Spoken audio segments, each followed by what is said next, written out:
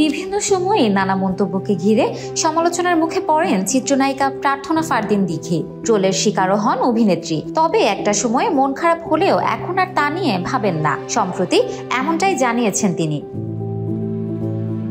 এক সাক্ষাৎকারে ট্রোল প্রসঙ্গে দিঘি বলেন, একটা সময় খুব মন খারাপ থাকতো, ভেঙে পড়তাম, ভাবতাম কেন ট্রোল হচ্ছে, আমি তো ট্রোল হওয়ার মতো কিছু করিনি। পরে দেখলাম যে শাকিব খানকে নিয়েও ট্রোল হয়, জয়া আহসানকে নিয়েও হয়, অমিতাভ বচ্চন, শাহরুখ খান, এমনকি আমার প্রিয় রণবীরকে নিয়েও ট্রোল হয়। যেটা বুঝলাম যে কিছু মানুষের ধরনই এরকম, অন্যকে ট্রোল করে বেড়ায়। যারা ট্রোল করে তারা আসলে খুবই অসফল, হতাশাগ্রস্ত। সফলদের দেখে তাদের ঈর্ষা হয়, এই ঈর্ষাকাতরতা থেকে তারা এমনটা করে। হেটার্সরা তার কাজের ফোকাস নষ্ট করতে চায় উল্লেখ করে এই নায়িকা আরো বলেন, আমার কাছে মনে হয় হেটার্স থাকা খুবই স্বাভাবিক। একজন মানুষকে পৃথিবীর সবাই ভালোবাসবে তা মোটেও ঠিক নয়।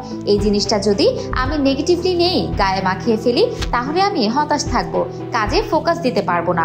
হেটার্সরা আমার কাজের ফোকাস নষ্ট করতে চায়, তাই এদের প্রাধান্য দেওয়াটা বোকামি। কিছুদিন আগে নতুন সিনেমার খবরে শিরোনামে আসেন দিঘি। মেহেদী হাসান হৃদয় পরিচালিত রাক্ষস সিনেমাতে অভিনয়ের কথা রয়েছে তার। পিওর রোমান্টিক গল্পের এই সিনেমাতে দিঘির বিপরীতে দেখা যাবে সিয়াম আহমেদকে। তবে এই বিষয়ে এখনই কিছু বলতে চান না নায়িকা। দিঘি শুধু বললেন, এখন পর্যন্ত নিশ্চিত কিছুই হয়নি, দেখা যাক, আশা করি ভালো কিছুই হবে। সিয়ামের সঙ্গে আবার সিনেমা মন্দ হবে না। দিঘিকে সর্বশেষ দেখা গেছে সিয়াম আহমেদের বিপরীতে জঙ্গলি সিনেমায়।